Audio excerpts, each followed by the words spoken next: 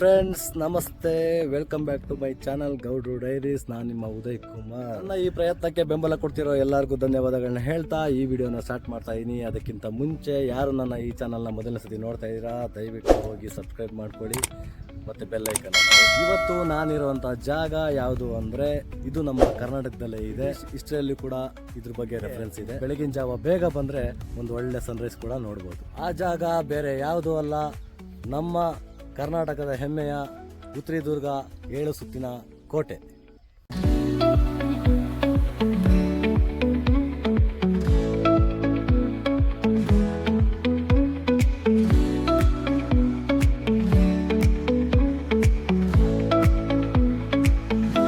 ಹೆಸರಲ್ಲೇ ಇರೋ ಥರ ಈ ಕೋಟೆಗೆ 7 ಬಾಗಿಲುಗಳಿದ್ದಾವೆ. ಅದರಲ್ಲಿ ಇದು ಮೊದಲನೇ ಬಾಗಿಲು.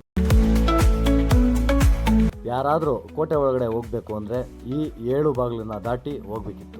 ಆ ಥರ ಒಂದು ಸೆಕ್ಯೂರಿಟಿ ಈ ಕೋಟೆಗಿತ್ತು.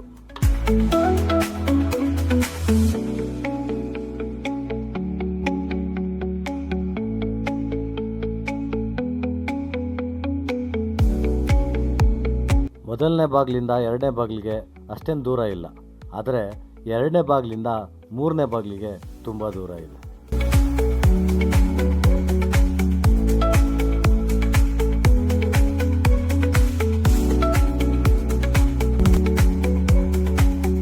ಅರ್ಧ ಕೂಡ ಬೆಟ್ಟ ಹತ್ತಿಲ್ಲ, ಆಗಲೇ ತುಂಬ ಸುಸ್ತಾಗ್ತಾ ಇದೆ. ಇಲ್ಲೊಬ್ರು ಆಂಟಿ ಮಜ್ಜಿಗೆ ಮಾಡ್ತಾವ್ರೆ, ಸೊ ಇಸ್ಕೊಂಡು ಸ್ವಲ್ಪ ಕುಡಿದು ಆಮೇಲೆ ಬೆಟ್ಟ ಹತ್ತೋಣ.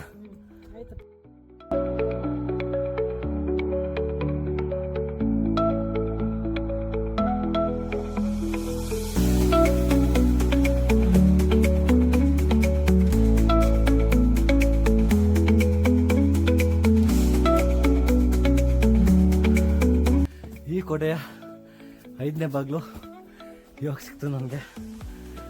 ಇದೆ ಈ ಕೋಟೆ 5ನೇ ಬಾಗಿಲು. ನವದುರ್ಗಗಳಲ್ಲಿ ಒಂದಾಗಿರೋ ಈ ಉತ್ತರಿದುರ್ಗನ 1534 ಅಂದರೆ 16ನೇ ಶತಮಾನದಲ್ಲಿ ಕೆಂಪೇಗೌಡರು ಕಟ್ಟಿದ್ರು. ಇದು ಆ್ಯಕ್ಚುಲಿ ಸಿ ಲೆವೆಲಿಂದ 3712 ಅಡಿ ಮೇಲಿದೆ.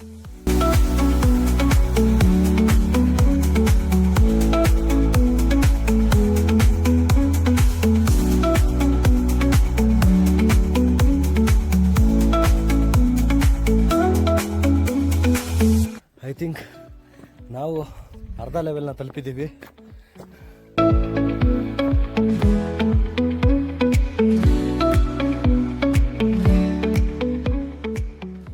ಈ ಬೆಟ್ಟದ ಕೆಳಗಡೆ ಉತ್ತರಿ ಅನ್ನೋ ಊರು ಇರೋದ್ರಿಂದ ಇದಕ್ಕೆ ಉತ್ತರಿದುರ್ಗ ಅಂತ ಕರೀತಾರೆ. ಇದನ್ನ ಕೆಂಪೇಗೌಡರ ಟೈಮಲ್ಲಿ 7 ಸುತ್ತಿನ ಕೋಟೆ ಥರ ಕಟ್ಟಿದ್ರು, ಆದರೆ ಇದು ಇವಾಗ ಹಾಳಾಗಿದೆ.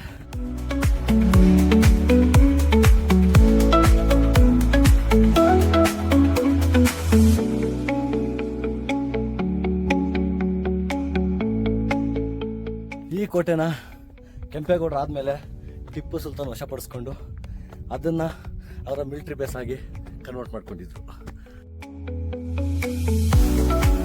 6ನೇ ಬಾಗಿಲು ದಾಟದ ಮೇಲೆ ನಿಮ್ಗೆ ಸಿಗೋದೆ ಶಂಕರಲಿಂಗೇಶ್ವರ ದೇವಸ್ಥಾನ. ದೇವಸ್ಥಾನಕ್ಕೆ ಹೋಗೋಕ್ಕಿಂತ ಮುಂಚೆ ಎಡಗಡೆ ನಂದಿ ವಿಗ್ರಹ ಇದೆ, ಅದನ್ನು ದಾಟಿ ನಾವು ಮುಂದೆ ಹೋಗಬೇಕು.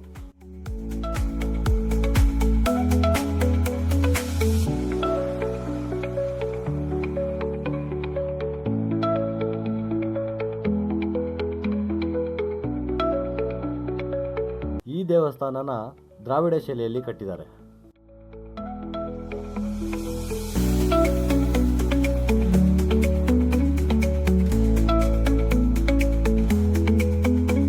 ಈ ದೇವಸ್ಥಾನದ ಎದುರಿಗೆ ಒಂದು ಚಿಕ್ಕ ಕೊಳ ಇದೆ. ಆ ಕೊಳದಲ್ಲಿರೋ ನೀರಿಂದನೇ ಇಲ್ಲಿರೋ ಸೈನಿಕರಿಗೆ ಕುಡಿಯೋಕ್ಕೆ ನೀರು ಸಪ್ಲೈ ಆಗ್ತಿತ್ತು ಅಂತ ಹೇಳ್ತಾರೆ. ಈ ನಾಶ ಆಗಿರೋ ಕಟ್ಟಡನ ಹಿಂದೆ ಸೈನಿಕರು ಮದ್ದು ಗುಂಡುಗಳನ್ನ ಇಡೋಕ್ಕೆ ಬಳಸ್ತಿದ್ರು. ಇಲ್ಲಿನ ಜನ ಇದನ್ನ ಮದ್ದು ಗುಂಡಿನ ಮನೆ ಅಂತಾನೆ ಕರೀತಾರೆ. ಬೆಂಗಳೂರಿಂದ ಬೇಗ ಹೊರಟು ಬೆಳಗ್ಗೆ ಬೇಗ ಬಂದರೆ ನಿಮಗೆ ಇಲ್ಲಿ ಒಂದು ಒಳ್ಳೆ ಸನ್ರೈಸ್ ನೋಡೋ ಚಾನ್ಸ್ ಸಿಗುತ್ತೆ. ನಿಮಗೆ ತುಂಬ ಅದ್ಭುತವಾಗಿರುತ್ತೆ.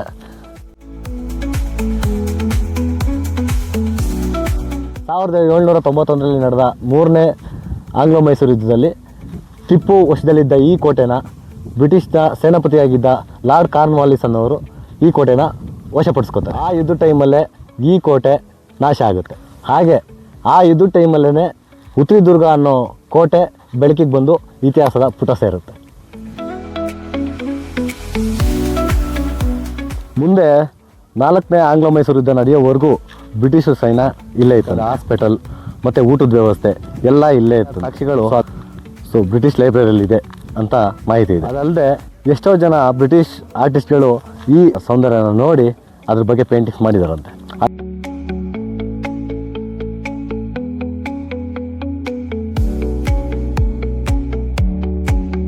ಈಗ ನಮಗೆ ಸಿಕ್ಕಿರೋದು ಬರೀ 6 ಬಾಗಿಲುಗಳು. ಇನ್ನು 7ನೇ ಬಾಗಿಲು ಮುಂದೆ ಇದೆ.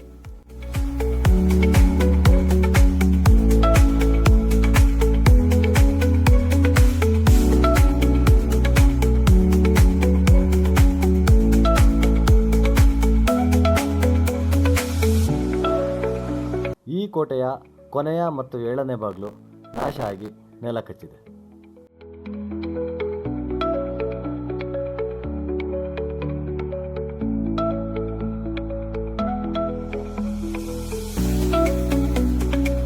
ಹಾಗೆ ಸ್ವಲ್ಪ ಮುಂದಕ್ಕೆ ಹೋದರೆ ನಮಗೆ ಸಿಗದೆ ಕೆಂಪೇಗೌಡರ ಹಜಾರ. ಇದನ್ನು ಕೆಂಪೇಗೌಡರ ಮಂಚ ಅಂತಲೂ ಕರೀತಾರೆ. ಕೆಂಪೇಗೌಡರು ಈ ಕೋಟೆಗೆ ಬಂದಾಗ ಇಲ್ಲೇ ವಿಶ್ರಾಂತಿ ಪಡೆದಿದ್ದರಂತೆ. ಇದೆಲ್ಲ ಮುಗಿದ ಮೇಲೆ ಇನ್ನು ಮುಂದೆ ಏನೇನಿದೆ ಅಂತ ನೋಡೋಣ ಅಂತ ಹೊರಟ್ವಿ. ಆದರೆ ಅಲ್ಲಿ ಸಿಕ್ಕಿದ್ದು ಬರೀ ಒಡೆದು ಹೋಗಿರುವ ಕಲ್ಲಿನ ಗೋಡೆಗಳ ಅವಶೇಷಗಳು. ನಾವೀಗ ಸಿ ಲೆವೆಲಿಂದ 3700 ಅಡಿಯಷ್ಟು ಎತ್ತರದಲ್ಲಿದ್ದೀವಿ.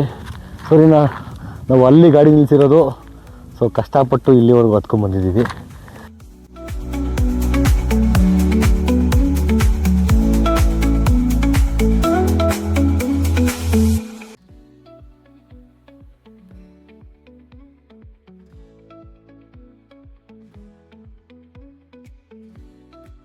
ಈ ಕೋಟೆಗೆ ಇತಿಹಾಸದ ಪ್ರಕಾರ 3 ದ್ವಾರ ಇದೆ. ಒಂದು ಎಲಿಯೂರು ದ್ವಾರ, ಅದು ಪಶ್ಚಿಮಕ್ಕೆ. ಒಂದು ಮಾಗಡಿ ದ್ವಾರ, ಅದು ಉತ್ತರಕ್ಕೆ. ಮತ್ತು ಇನ್ನೊಂದು ದಕ್ಷಿಣ ದ್ವಾರ, ಅದು ಬಾಲಿಕಟ್ಟೆ ದ್ವಾರ. ಬಾಲಿಕಟ್ಟೆ ಮತ್ತು ಮಾಗಡಿ ದ್ವಾರ ಯುದ್ಧದ ಟೈಮಲ್ಲಿ ನಾಶ ಆಗಿದೆ ಅಂತ ಇತಿಹಾಸ ಹೇಳುತ್ತೆ. ಅಂದರೆ ನಾವೀಗ ಎಂಟ್ರಿ ಆಗಿದ್ದು ಪಶ್ಚಿಮ ದ್ವಾರ, ಅಂದರೆ ಎಲಿಯೂರು ದ್ವಾರದಿಂದ. ಈ ಕೋಟೆ ಬಗ್ಗೆ ಗೂಗಲ್ನಲ್ಲಿ ಬೇರೆ ಥರನೇ ಇತಿಹಾಸ ಇದೆ. ಆದರೆ ಇಲ್ಲಿ ಇರೋ ಜನ ಈ ಕೋಟೆ ಬಗ್ಗೆ ಬೇರೆ ಥರನೇ ಕತೆ ಹೇಳ್ತಾರೆ. ಈಗ ಈ ಬೆಟ್ಟಿಗೆ ಹಿಸ್ಟ್ರಿಗೆ ಅಂತ ಬಂದರೆ ಇದನ್ನು ಕಟ್ಟಿದ್ದು ಕೆಂಪೇಗೌಡರು ಅಂತ ಹೇಳ್ತಾರೆ. ಅದು ಸುಳ್ಳಣ. ಕೆಂಪೇಗೌಡರು ಮೈಸೂರಿಂದ ಅಧೀನ ಪ್ರಾಂತ್ಯ, ಹರಿಹರ ಕಬ್ಬುಕ ಶ್ರೀಕೃಷ್ಣದ ಒಂದು ಅಧೀನ ಪ್ರಾಂತ್ಯ. ಕೆಂಪೇಗೌಡರು ಇದರಲ್ಲಿ ಟಿಪ್ಪು ಸುಲ್ತಾನು ಎಲ್ಲರೂ ಒಡೆಯರು ಬ್ರಿಟಿಷ್ ಎಲ್ಲರ ಕಡೆ ಎಲ್ಲರೂ ಆಳ್ವಿಕೆ ಮಾಡಿದ್ದಾರೆ. ಆದರೆ ಕೆಂಪೇಗೌಡರ ಹೆಸರು ಹೆಂಗಿದೆ ಅಂದರೆ ಇಲ್ಲಿಂದ ಬೆಂಗಳೂರು ನಿರ್ಮಾಣ ಮಾಡಿದ್ರು ಅಂತ. ಸೈನಿಕರ ತರಬೇತಿ ಕೇಂದ್ರನೇ ಇದು. ಅವರು ಸೈನಿಕರ ತರಬೇತಿ ಕೇಂದ್ರಕ್ಕೋಸ್ಕರನೇ ಇದನ್ನ ಮಿಲಿಟರಿ ಬೇಸ್ ಆಗಿ ಮಾಡ್ಕೊಂಡಿದ್ದು. ಕೋಟೆ, ದೇವಸ್ಥಾನ, ಕೊತ್ತಲೆಲ್ಲ ಕಟ್ಟಿರೋದ್ರಲ್ಲಿ ಚೋಳರು. 4ನೇ ಬಾಗಿಲು 5ನೇ ಬಾಗಿಲಲ್ಲಿ ಅವರು ಚೋಳಿನ ಚಿತ್ರ, ಮೀನಿನ ಚಿತ್ರ ಎಲ್ಲ ಕೆತ್ತಿದ್ದಾರೆ. ನೀವು ಮೇಲ್ಗಡೆ ನೋಡಬೇಕು, ಅಬ್ಸರ್ವ್ ಮಾಡಿದ್ರೆ ಗೊತ್ತಾಗ್ತದೆ. ಶಾಸನ ಎಲ್ಲ ಇದೆ. ಅದೇನು ಅಂತಾನೆ ಗೊತ್ತಿಲ್ಲ. ಅದು ಮೇನ್ ಬಾಗಿಲಲ್ಲಿ ಎಲಿಯೂರು ಯಲಹಂಕ ಬಾಗಿಲು ಅಂತಾರಲ್ಲ, ಅದರ ಶಾಸನ ಎಲ್ಲ ಇದೆ, ಮೇಲ್ಗಡೆ ಎಲ್ಲ ಬರೆದಿದ್ದಾರೆ. ಇಷ್ಟು ಈ ಉತ್ರಿ ದುರ್ಗ 7 ಸುತ್ತಿನ ಕೋಟೆಯ ಬಗ್ಗೆ ಸಿಕ್ಕಿರೋ ಇನ್ಫಾರ್ಮೇಷನ್ಸ್. ನಾನು ಕೊಟ್ಟಿರೋ ಇನ್ಫಾರ್ಮೇಷನ್ ನಿಮಗೆ ಇಷ್ಟ ಆಗಿದ್ರೆ ದಯವಿಟ್ಟು ಈ ವಿಡಿಯೋನ ಶೇರ್ ಮಾಡಿ. ಹಾಗೆ ಮೊದಲನೇ ಸತಿ ಈ ವಿಡಿಯೋನ ನೋಡ್ತಾ ಇರೋರು ದಯವಿಟ್ಟು ನನ್ನ ಚಾನಲ್ಗೆ ಹೋಗಿ ಸಬ್ಸ್ಕ್ರೈಬ್ ಮಾಡ್ಕೊಳ್ಳಿ. ಹಾಗೆ ಬೆಲ್ ಬಟನ್ನ ಒತ್ತೋದನ್ನ ಮಾತ್ರ ಬರೀಬೇಡಿ. 9 ದುರ್ಗದಲ್ಲಿ ಇದೊಂದು ದುರ್ಗ. ಇದಲ್ಲದೆ ಇನ್ನೂ 8 ದುರ್ಗಗಳಿದ್ದಾವೆ. ಆ 8 ದುರ್ಗಗಳ ಬಗ್ಗೆ ನಾನು ಮುಂದಿನ ವಿಡಿಯೋಗಳಲ್ಲಿ ತಿಳಿಸ್ಕೊಡ್ತೀನಿ. ಸೊ ಅಲ್ಲಿವರೆಗೂ ನಮಸ್ತೆ. ಜೈ ಕರ್ನಾಟಕ ಮಾತೆ.